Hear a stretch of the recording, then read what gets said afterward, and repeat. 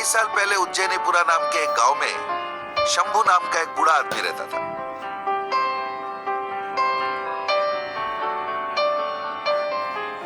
उसका एक बेटा था सुंदर और बेटी का नाम था रमा।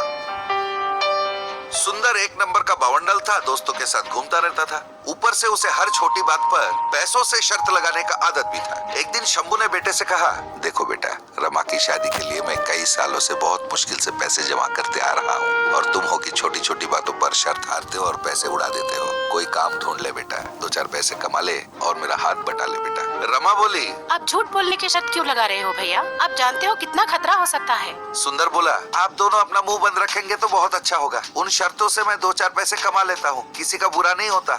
अरे बेटे को बाप के पैसे पे कुछ अधिकार होता है या नहीं? एक दिन गांव के चबूतरे पे अपने दोस्तों से शर्त लगाया सुंदर। एक दोस्त ने कहा, तो ठीक है सुंदर, जैसा तू कह रहा है, अगर गांव में फायर इंजन ला सकता है तो मैं तुझे 5,000 दूंगा, पर अगर तू हार गया बेटा तुझे 5,000 देना पड़ेगा। लगी शर्त? सुंदर बोला, अरे ऐसे शर्त तो मैं बहुत सारे लगा चुका हूँ। लगी। इसके बाद सुंदर एक फोन बूथ पर आ पहुंचा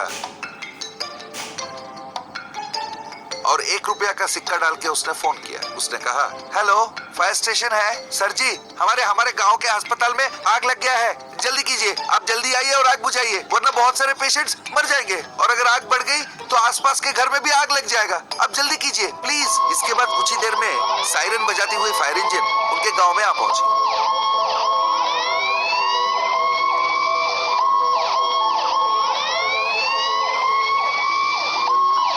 वो फायर इंजन उनके गांव के चबूतरे के सामने से ही गुजरी। सुंदर बोला, देखा तुम लोगों ने, फायर इंजन मंगवा के छोड़ा ना? अरे निकालो शर्त के पैसे निकालो।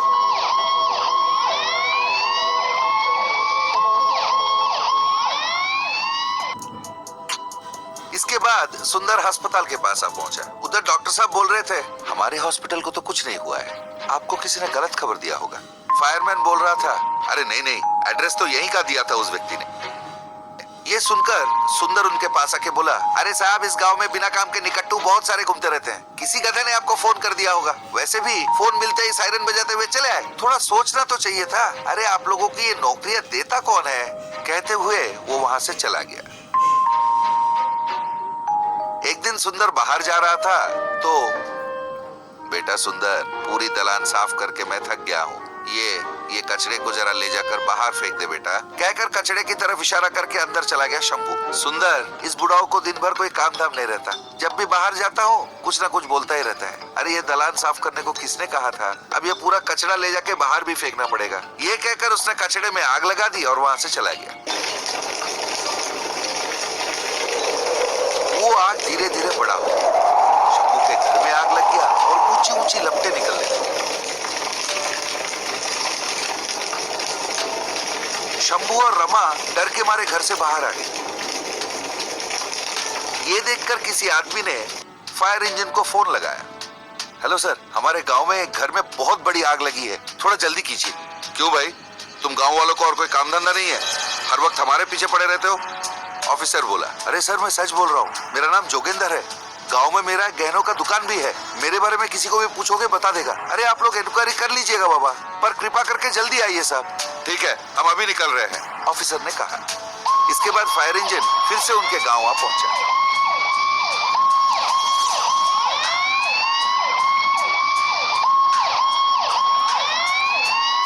चबूतरे पर बैठकर दूर से फायर इंजन को आते हुए किसी ने देखा। उसने कहा, सुन, इस बार नया शर्त लगाते हैं, झूठ बोलकर फायर इंजन को बुलवाना बहुत इजी है, पर इस बार आती हुई फायर इंजन को वापस भेजना पड़ेगा, ये शर्त है, जीत गया तो 5,000। लगी शर्त? सुंदर बोला, लगी शर्त, अब देख तू तमाशा। सुंदर आगे गया और फायर इंजन को रोक दिया। अंदर बैठा फायरमैन ने पूछा, अरे भाई, गाड़ी क्यों रोक ली तूने? सुंदर बोला, सर, हर बार हमारे गांव से कोई ना कोई आपको फोन करता ही रहता है ना। आज भी एक आदमी ने आपको इसी तरह फोन किया है, हम लोगों ने उसे पकड़ा और अभी पुलिस स्टेशन छोड़ के आ रहे हैं। यहाँ कोई आग वाग नहीं लगी है, आप लौट जाइए। तो फायरमैन बोला, अरे नहीं बाबा, उसका नाम है जोगिंदर, कहता है गहनों का दुकान भी है, उसने फोन किया था। सुंदर बोला, साहब, जोगिंदर को मरे हुए 4 साल हो गए हैं, उसका दुकान भी तो बंद पड़ा है। जरूर इस बार भी किसी ने आपको तंग किया है। मेरी बात मानकर अगर आप लौट जाओगे तो आप ही के लिए अच्छा होगा। अगर नहीं मानना है तो वो आपकी मर्जी है। उसके बातें सुनकर फायर इंजन वापस लौट गया। इतने में कोई दौड़ता हुआ सुंदर के पास आके उसे बताया कि उसके घर में आग लगी है। दौड़ता हुआ सुंदर अपने घर के पास आ पहुंचा। वहां जोगिंदर शंभू से कह रहा था, अरे फायर इंजन तो गांव तक आया और फिर वहां से वापस चला गया। वो वापस क्यों चला गया ये बात मुझे समझ में नहीं आ रहा है। उनके बातें सुनकर सुंदर सुन पड़ गया। उसी की गलती की वजह से उसने बहुत कुछ खो दिया था। फिर पूरी बात उसने अपने पिताजी को बताया। पिताजी मुझे आप माफ कर दीजिए। आपकी बातें ना मानकर मैं गलत दोस्त के चक्कर में पड़ गया था। मेरी वजह से बहन की शादी के लिए जो पैसे रखे हुए थे वो सारे भी जल गए। मैं कल से काम पे लग जाऊंगा, मेहनत करूंगा, बहन की शादी करवाऊंगा। भगवान की कसम खा के कहता हूँ। शंभू बोला, घर जल गया तो बहुत दुख हुआ, पर खुशी भी है कि इससे तेरे में बदलाव आ गया।